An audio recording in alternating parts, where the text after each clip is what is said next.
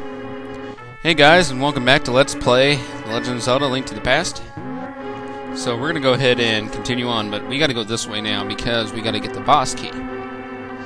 So, that's what we're gonna do. And if you don't like it, then you can go watch another video. No.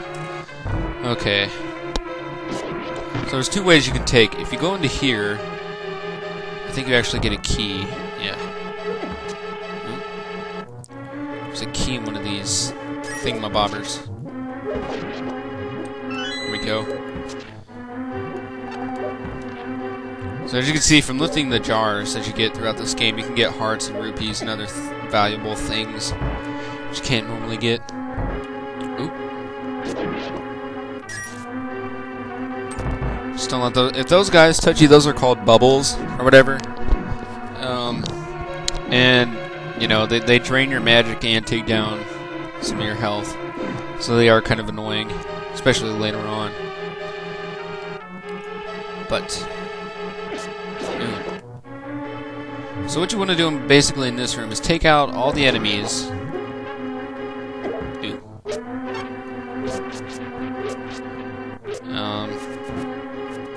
You can just kill those guys with the boomerang.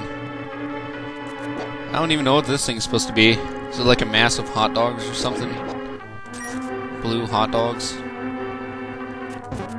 Actually sounds like it would be really nasty. Okay, so after you do that, those bubbles will disperse off of that, off of this jar. Just step on it, and you get the big key, not the boss key. Okay. So when you get the boss key, you can open up doors like the one I just opened, and you can also open the big chests that you'll find throughout dungeons. And in those big chests, you will find basically the item that you get in that dungeon. And every dungeon has an item, except for some of the dungeon items are not necessary to actually beat the game, but they do help a lot. Okay, so then these guys will come out and try to attack you. Really quick, if you jump down into here, and somehow I got hurt while falling down, you'll fall into this room that has fairies, which I'm going to go ahead and pick me up one. And they spelled fairies wrong in this game. It's kind of stupid. And I might as well get a second one.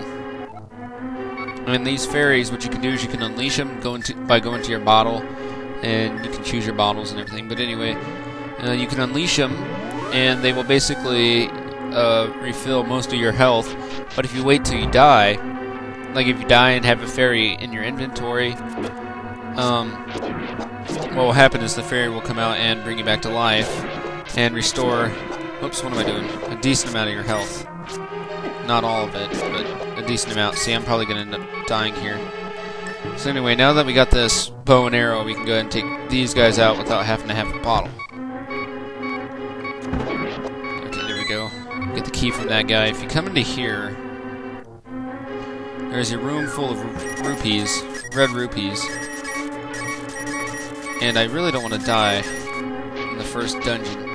So I'm actually going to unleash my fairy, even though it doesn't matter if I die or not. But, you know. Come here, fairy. Come here. Alright.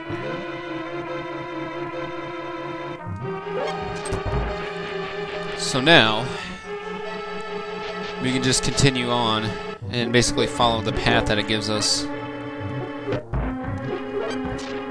And get to the boss of this dungeon. Come on. Come on, big boy.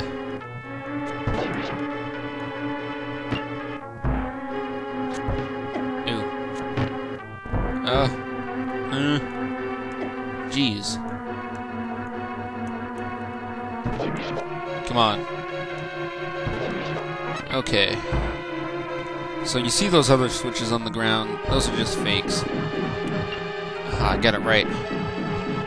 So now when you see these red guys here, you do have to actually kill them with arrows. Take it.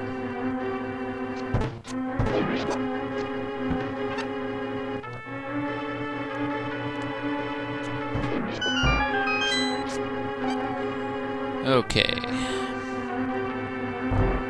So we're just about there. there's some hot dog ponage there. Now, I don't think there's a way you can just trigger one of them.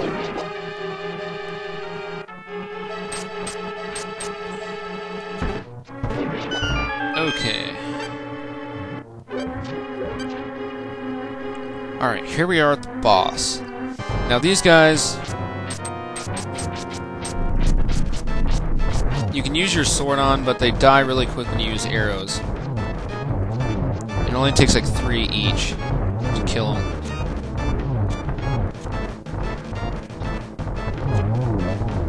So just do that. And then once you get to the last one... yeah. Ooh. Just take them out the same way, pick up the heart container, and get the first pendant. The first of 3 that you need to get the Master Sword.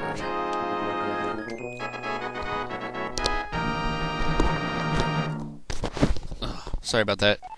You won the Pendant of Courage. Take it to Sahasrara, whatever his name is. 2 pendants remained. Alright, awesome.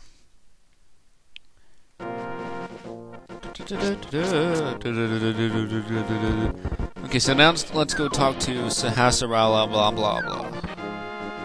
Whatever his name is. I should really start doing my research on these Zelda names, that way I know. Alright. You are correct, young man. I am Sarabla, the village elder and the descender of the 7 wise men. What? Epic, I am surprised a young man like you is looking for the Sword of Evil's Bane. Not just anyone can use that sword. According to the tales handed down by the Hylia, only the hero who has destroyed 3 great evils and won the 3 pendants can wield the sword. I see you have acquired the Pendant of Courage. I will tell you about the legend behind it. 3 or 4 generations ago, an order of knights protected the royalty of the Hylia. These knights of Hyrule were also guardians of the Pendant of Courage. Unfortunately, most of them were destroyed in the Great War against evil that took place when the 7 wise men created their seal. Among the descendants of the knights of Hyrule, a hero must appear. I see. Epic, I believe you. You should get the remaining pendants, and carry this with you.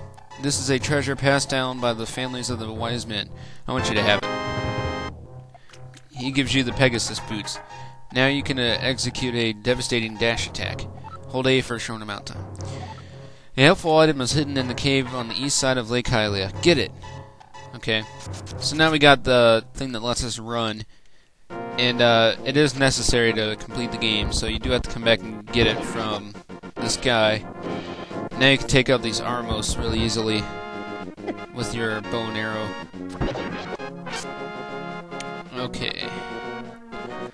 We still have some time left, so I guess now we can go ahead and pick up a few small things before we move on to the next dungeon to get the last pendant. Is it pendant, or am I just saying that? I don't know. See, we can't go into the water without the item that we get once we get to the 3rd dungeon, but we don't actually get it in the 3rd dungeon. But we'll probably pick it up after we beat the 3rd dungeon. Yeah, you want to throw arrows at me? So arrows are actually a pretty good weapon against these knights, but I never use them, really. Oh, our arrows just collided in midair, and that was awesome.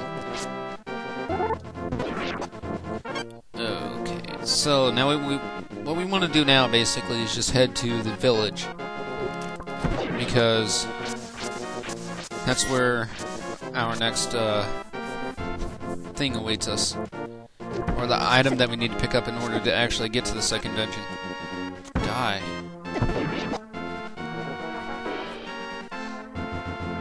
Okay.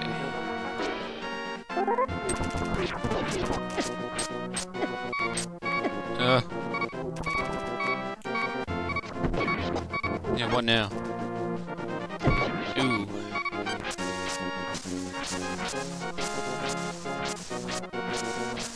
Don't wanna die.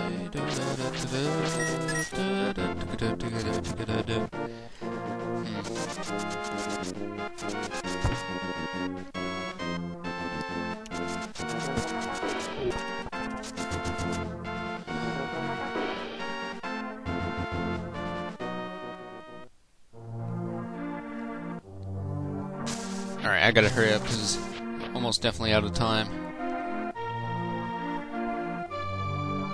So basically what you want to come into here, what you want to do is come into this building and run into this bookcase and get this book. You found the Book of Medora. You can use it to read the ancient language of the Hylia. Well, I'm going to end this part here, and next time we will continue on to the second dungeon. So see you guys.